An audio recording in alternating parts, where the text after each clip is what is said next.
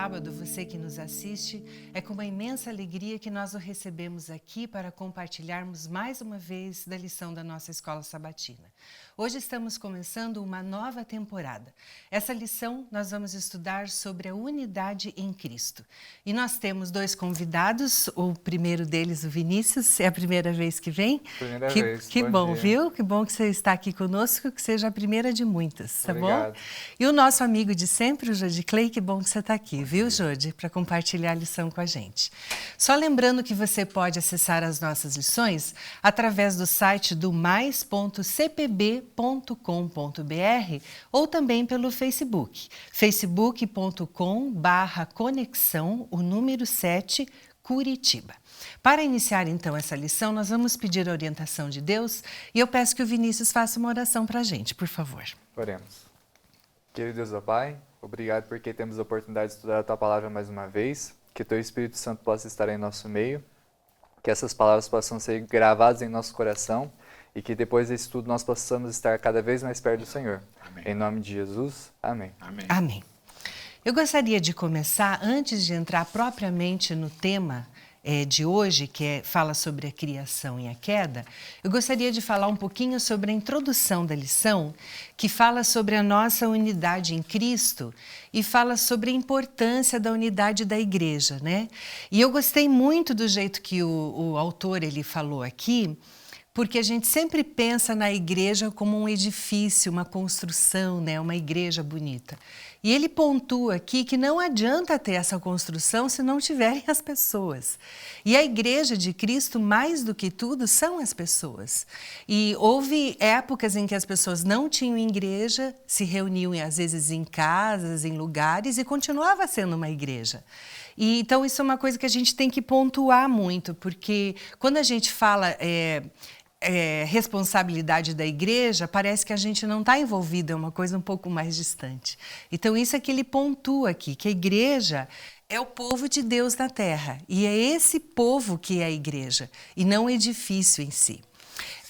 Eu achei interessante ele começar a falar sobre a criação, e o Jodi, a gente que já estuda a lição na Escola Sabatina há tantos anos, né, Jodi? É sempre um tema que volta, sempre se fala da criação. E eu fiquei pensando, estudando essa lição, como é importante a gente saber a nossa origem. Que triste é a pessoa que não sabe de onde ela veio, qual é o propósito dela aqui nesse mundo e quantas pessoas estão assim vagando pelo mundo sem saber de nada, né? E às vezes não só a origem assim, da criação de Deus, mas não sabe a origem, quem é o pai, quem é a mãe, como isso é importante para o ser humano. E é por isso que a gente tem que constantemente estar lembrando que Deus ele deixou essa informação para a gente, sabendo a importância, né? Como a gente se sente parte de um meio, de um propósito, que a gente não está vagando por acaso no espaço, a gente não é fruto do acaso. A gente é parte de um plano divino. E isso é muito importante para a gente como ser humano, né? E ele fala aqui que Deus, ele trabalha esse propósito na nossa vida através de pessoas que estão ao nosso lado. E como quando a gente se coloca nas mãos de Deus, ele pode nos usar. E de maneiras inusitadas às vezes, né? A gente, de maneira do nada, assim, vem uma pessoa que te dá um recado, umas pessoas, às vezes, que você conhece ou que você nem tem contato, e como ele está constantemente atento a todos os detalhes da nossa vida. E eu queria, Jodi, que você começasse a falar que aqui ele pontua que o fundamento da unidade é o amor. Exatamente. Muito importante isso. Voltando um pouquinho, Mônica, ao que você falou da importância da igreja, tem um texto na introdução da lição que diz o seguinte, que a igreja é o lugar onde nós nos reunimos para adoração e serviço. Sim. Né? Nós temos que também prestar um tipo de serviço. Essa estrutura de igreja que nós temos aqui na Carlos de Carvalho, se ela deixasse de existir, alguém ia sentir falta. Essa é uma reflexão. Entrando na lição, o amor com fundamento da unidade. O amor é fundamento de quase tudo. Em tudo. Mas se nós amarmos, nós seremos unidos. A oração é aquela, né? Eu rogo por aqui. A oração que Jesus fez tem três vieses bem distintos e bem especiais. Ele orou por ele, pelas pessoas e principalmente por aqueles que viriam a crer nele. Quer dizer, ele orava lá naquele momento por cada um de nós. E o mais importante ainda diz assim, a avaliação de Deus final foi que era tudo muito bom. Não apenas em referência à beleza estética, mas também à ausência de qualquer elemento que criasse maldade ou discórdia quando Deus terminou de criar este mundo e os seres humanos que deveriam povoá-lo. E aí continua, o propósito original de Deus na criação incluía a coexistência harmoniosa e a relação interdependente de todas as formas de vida. Deus queria que todos nós fôssemos harmoniosos. E hoje o mundo tem tudo menos harmonia. Nós perdemos esse senso, né? E Deus quer isso de nós. E como você falou muito bem, Ele se preocupa com cada detalhe da nossa vida. Ele está presente aqui, agora, nesse momento. Se nós precisarmos dele, apenas uma prece nos separa dele. Se nós abrirmos o nosso coração, ele vai fazer a diferença. E terminando essa parte de domingo, eu gostaria de deixar bem claro, bem no finalzinho, o último parágrafo do nosso guia, que diz o seguinte: Deus é amor. E visto que o ser humano também pode amar de maneiras que o restante da criação terrestre certamente não pode, o fato de ter sido criado à sua imagem deve incluir a capacidade de amar. No entanto, o amor só pode existir quando nos relacionamos com os outros. O amor é relacional. E termina. Assim sejam quais forem as implicações do fato de que fomos feitos à imagem de Deus, essa condição sugere a capacidade de amar e amar profundamente. E quanto mais a gente está ligado a Deus, mais a gente consegue amar, né? Quando a gente vê, eu vejo assim, pessoas que não se importam com a dor do outro é porque estão muito afastadas de Deus. Ou quem dá esse senso de você cuidar do próximo é Deus, né, Vinícius? Sim, até sobre essa questão do amor, não é que Deus ele ama, Deus ele é amor, né? Faz parte da natureza dele. Sim.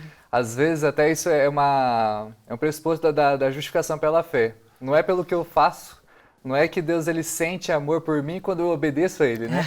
Antes de ele me criar, ele já me amava, né? Sim, independente do que você faça. Sim, uma boa ilustração sobre essa questão do nosso relacionamento com Deus e a união que a gente tem com as pessoas é aquela que fala sobre o aro de uma bicicleta. Tem vários raios.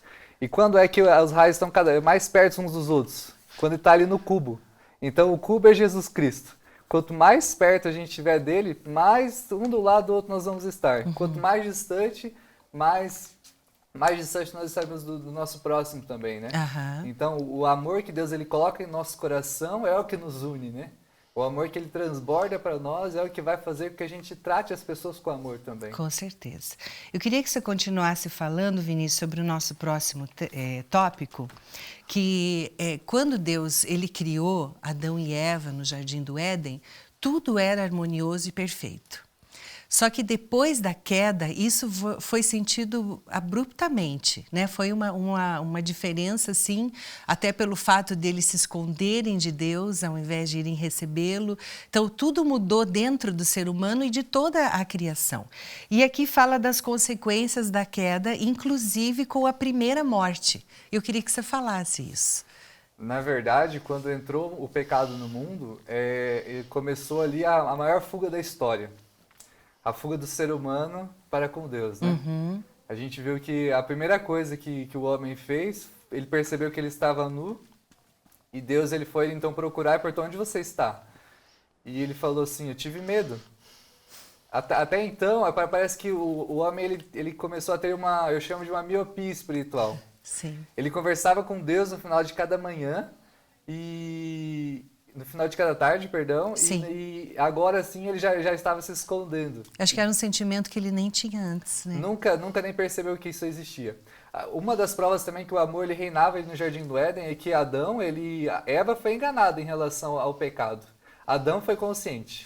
Ele sabia que Eva tinha pecado, ele sabia que aquilo era um erro, ele sabia que Satanás tinha induzido a Eva a comer o fruto, mas mesmo assim, por um amor para com Eva, uma desconfiança para com Deus, ele resolveu comer.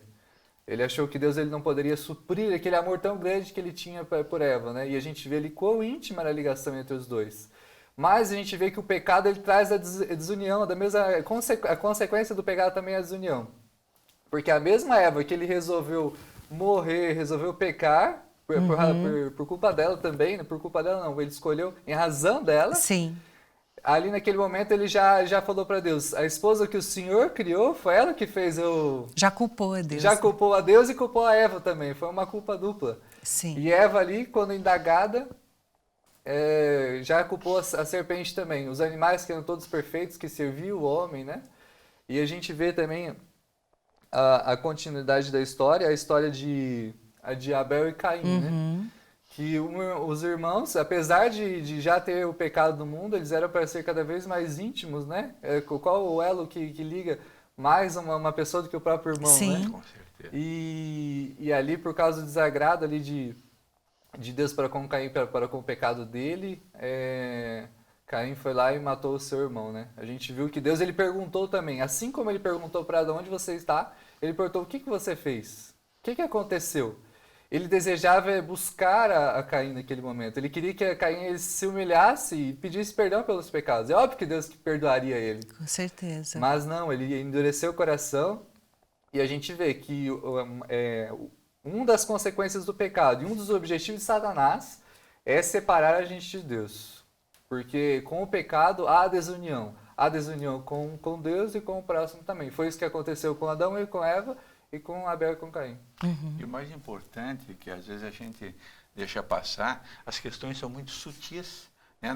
No caso de Adão e Eva, era apenas provar de um fruto. No caso de Caim e Abel, apenas a maneira de você cultuar. Quer dizer, o pecado ele é posto de uma maneira muito sutil. Você não começa errando tudo. Não, você começa errando um pouquinho. Exatamente. Não precisa errar bastante. É só um pouquinho e daí a porta se abre. Se abre com uma intensidade que às vezes não tem retorno na nossa cabeça, porque Deus é todo o poder. Né? Se a gente se voltar, o Vinícius colocou muito bem, se nós nos voltarmos com humildade, resolve-se plenamente, mas aí o nosso ego tem que ser satisfeito. E é um negócio que nós temos que trabalhar todos os dias, para que sejamos humildes e aprendamos todos os dias que nós não acertamos, nós não somos heróis, nós somos normais. Sim. Levantamos, caímos, mas não devemos permanecer caídos. Uma coisa interessante que eu achei que o autor pontuou aqui, que a raiva de Caim era a raiva de Deus, e ele descontou em Abel. Quando a gente vê, geralmente, o que acontece com uma pessoa que está afastada de Deus? Ela desconta naqueles que estão com Deus. Não é isso? E o padrão se repete até hoje, né? Jode, eu gostaria que você falasse aqui, sobre a desunião e separação, e aqui ele cita o que aconteceu na Torre de Babel. Relembra para a gente. Que coisa incrível, né?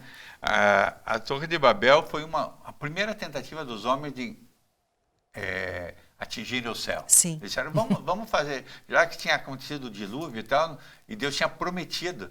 Aliás, é importante, no finalzinho da segunda-feira, no último parágrafo, diz que Deus fez uma promessa a Noé e a sua família. Deus faz muitas promessas. Né? Na Bíblia nós temos dezenas, centenas e milhares de promessas.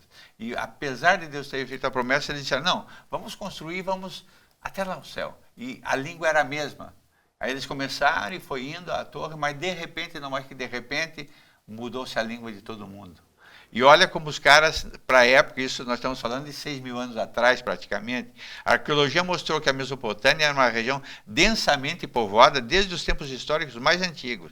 E entre esses povos estavam os sumérios, a quem é atribuída a invenção da arte de escrever em blocos de argila. E olha o desenvolvimento deles. Eles construíam casas bem edificadas e eram mestres na produção de joias, ferramentas e utensílios domésticos. As escavações também revelaram muitos templos em forma de torre, dedicados ao culto de várias divindades. Veja, nós tínhamos acabado de passar um livramento extraordinário e já haviam templos para várias divindades. O homem sempre procurou alguma coisa diferente. Quando ele tem que aprender única e definitivamente que só existe um Deus, que tudo faz razão na nossa vida quando a gente cultua o verdadeiro Deus. Então, o que aconteceu? Mais desunião e mais separação. E daí os descendentes de Noé acabaram se estabelecendo, a construção da torre, e aí, segundo o propósito divino, os seres humanos deveriam estar unidos através do elo da verdadeira religião. Quando a idolatria e o politeísmo quebraram esse elo espiritual interior, eles perderam não só a unidade da religião, mas também o espírito de fraternidade. Você acabou de falar, quando nós esquecemos uns dos outros, nós esquecemos de tudo. Sim. Você é minha irmã, você é meu irmão, o Jefferson é meu irmão, a Lucília é minha irmã, o Luciano. Nós temos que orar pelas pessoas. Sim. Orar por elas. Esse vínculo, nós fazemos parte da família humana. Deus é nosso Pai, nós todos seus filhos. E essa visão, essa leitura, nós não podemos perder de vista nunca, sob pena de que a vida na Terra daí perde o seu sentido. O sentido só existe no momento em que nós somos parte da fraternidade universal. E ele termina dizendo o seguinte: a queda de Adão e Eva destruiu a unidade do homem e do plano original de Deus. E ela resultou na confusão no que diz respeito à adoração, na disseminação generalizada do mal e da imoralidade sobre a terra e, por fim, na divisão da humanidade em muitas culturas, idiomas e etnias diferentes que têm frequentemente estado em desacordo umas com as outras desde então. Veja, às vezes a gente diz, não, mas é um pequeno detalhe. O pequeno detalhe ele faz a grande coisa. Veja a barragem de Mariana, né? Era uma fissura. Uma pequena fissura. Os engenheiros falaram, não vai acontecer nada. Aconteceu uma hecatombe. Sim. Vida espiritual é a mesma coisa. São pequenos detalhes. De repente você abre brechas irreparáveis. Precedentes, né? Vinícius, aqui o autor ele começa a falar numa ordem cronológica de acontecimentos e depois a gente chegou na parte de Abraão, que na realidade ele mudou toda a história da humanidade. Eu queria que você falasse sobre Abraão um pouquinho. A gente vê a história de Abraão e a do dilúvio também de Noé como uma retomada de Deus sempre com a união. Sim. A gente parece que na Torre de Babel tem uma quebra, né? Deus parece que não quer a união, sim. Né? Mas na verdade o que ele queria mesmo era acabar com o propósito mal daquelas pessoas, né? Foi um ato de misericórdia, porque senão a violência e o egoísmo teria tomado conta da porque época. a união também pode ser para coisas ruins, né? Não necessariamente para coisas boas. E aqui na história de Abraão a gente vê uma retomada, né? De Deus querendo reunir seus filhos, Deus querendo trazer tanto perto uns dos outros quanto para perto dele, né? Sim. E a gente vê que Deus ele chama Abraão para ser o pai de muitas nações, né? E a gente vê primeiro que Abraão obedeceu, né? Que ele saiu para uma terra que ele não sabia o destino, né? Quando Deus ele fez o chamado para sair da cidade que ele residia. E a gente vê também que ele tinha esperança no que Deus estava falando para ele, né? No convite, no chamado que Deus ele tinha para ele. E a gente vê também que depois que ele obedeceu a Deus, que a fé foi imputada como justiça para ele. E a gente vê que a questão de ser imputado é alguma coisa que ele não podia fazer por si próprio. A justiça de Deus é algo que ele coloca sobre nós. Não tem como a gente ir buscar ela, né? É Deus que sempre foi retomando, né? Foi Deus que foi atrás de Adão e Eva, foi Deus que foi atrás de Caim para que eles se humilhassem, foi Deus que acabou com os propósitos de Torre de Babel. E mais uma vez Deus ele tentando retomar ali o conceito, né, de união, de proximidade entre uns e os outros, e com ele também. E a gente vê esse propósito na vida de Abraão, que ele aceitou pela fé e Deus ele cumpriu. A gente vê que ali no livro de Mateus, na própria genealogia de Jesus, o Abraão está lá entre um dos primeiros. Sim. Então a gente vê que o exemplo dele de fé foi como mais um ponto de início, mais um marco inicial do que Deus ele fez, desse propósito de Deus de reunir os seus filhos, né? E a vida dele fez toda a diferença, né? E como fez. Eu quero ler, Mônica, as duas últimas linhas da parte de quarta-feira, que diz o seguinte, a respeito de Abraão, amigo de Deus. Sua vida de fé, obediência inabalável e confiança nas promessas de Deus o tornam um exemplo de como deve ser a nossa vida cristã hoje. Veja, 3 coisas importantes. Fé, obediência inabalável e confiança nas promessas de Deus. Incrível, né? Jode, aqui a última parte da nossa lição, ela fala sobre um povo que Deus escolheu, né? Primeiramente, Deus queria um povo que fosse um exemplo para todos os demais. Isso.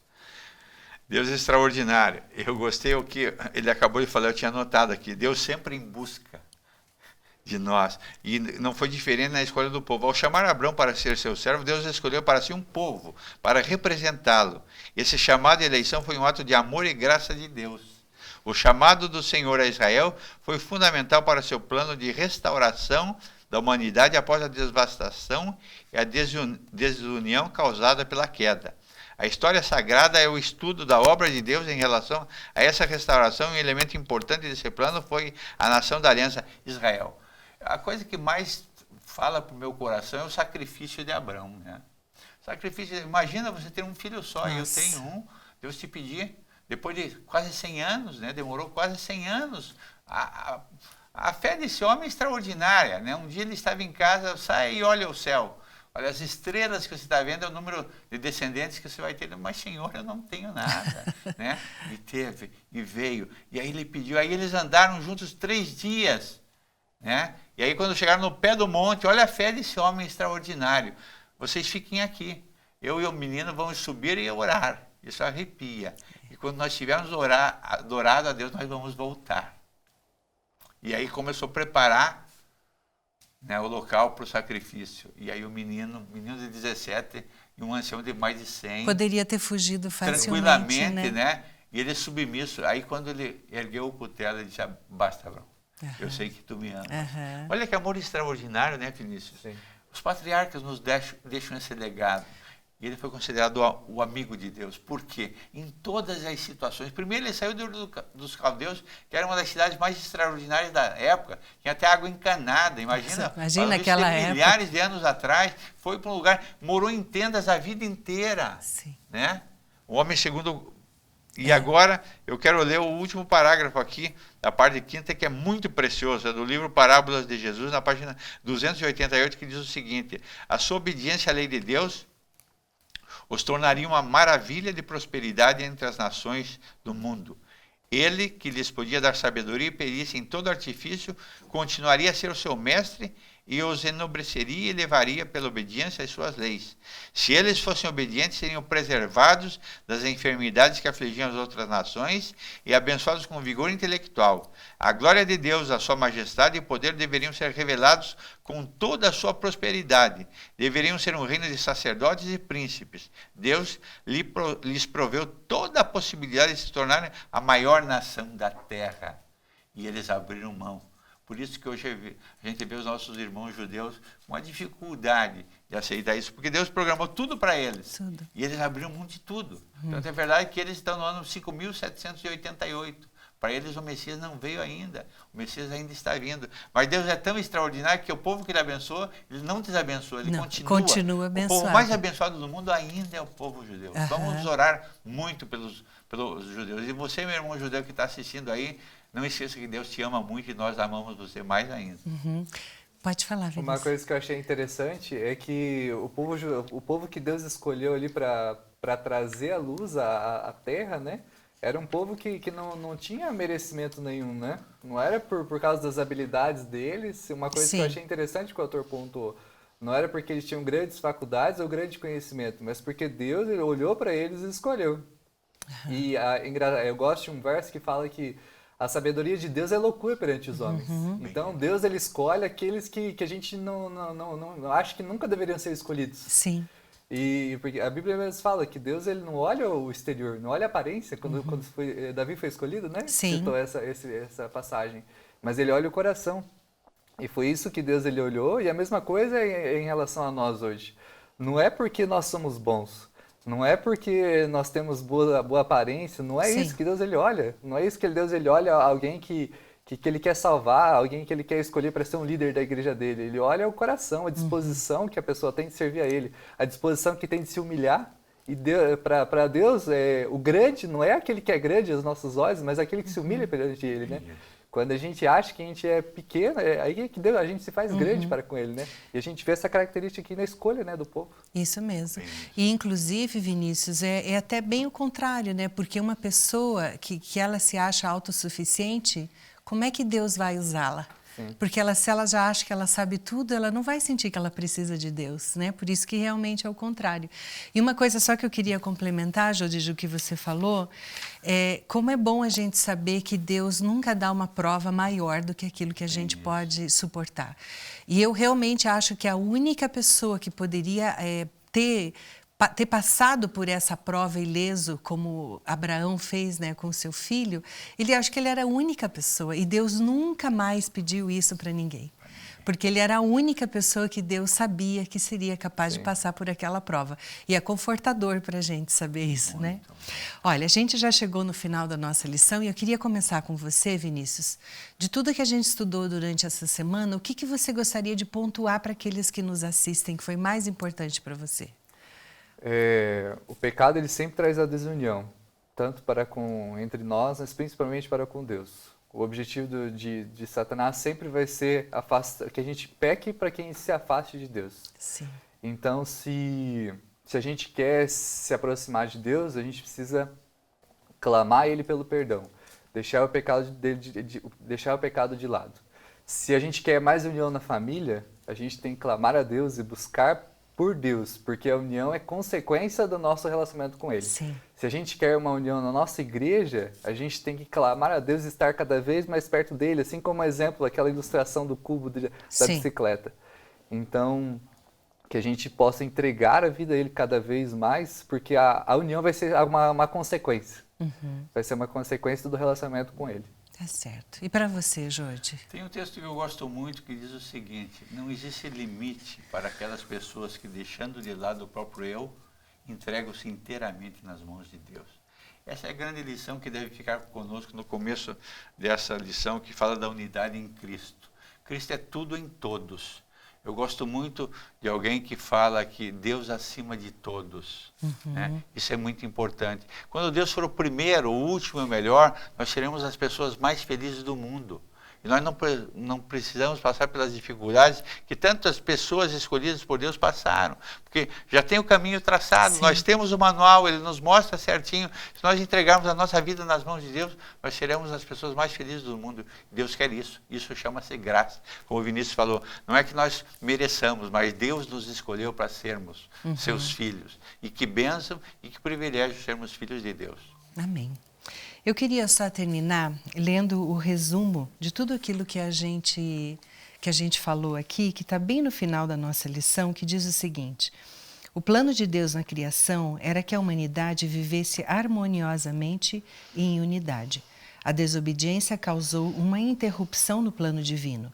No entanto, o Senhor chamou Abraão para estabelecer um povo por meio do qual ele pudesse manter viva a promessa de restauração encontrada apenas em Cristo. Amém. Que bom é a gente saber que essa restauração aqui, ele fala como se fosse uma interrupção, apenas uma pausa. Mas que essa união vai voltar. E essa é a nossa grande esperança, né? Que um dia a gente possa viver o plano original de Deus para a nossa vida. Assim como Ele planejou para Adão e Eva, Ele tem planejado para nós no futuro. Agradeço muito a participação de vocês, que vocês tenham um sábado muito feliz. Eu gostaria então de terminar com uma oração e eu peço que o Jodi faça uma oração para a gente. Vamos orar. Pai querido, nós estivemos na Tua presença nessa manhã, queremos agradecer o privilégio de termos sido escolhidos Teus filhos. Que nós possamos, Pai querido, viver à altura dessa eleição. Fica conosco, nos abençoe e nos guarde. Cuida de cada um de nós. E nesse momento nos batiza com Teu Espírito Santo. Nós te pedimos em nome de Jesus. Amém. Amém, Senhor. Nós agradecemos muito a sua participação conosco no estudo dessa lição. Gostaríamos apenas de lembrá-lo que você pode acessar aqui os nossos cultos ao vivo, todos os sábados pela manhã a partir das 10 horas e também aos domingos e quartas-feiras a partir das 19h30. Tenha um dia muito feliz e abençoado. Fica com Deus.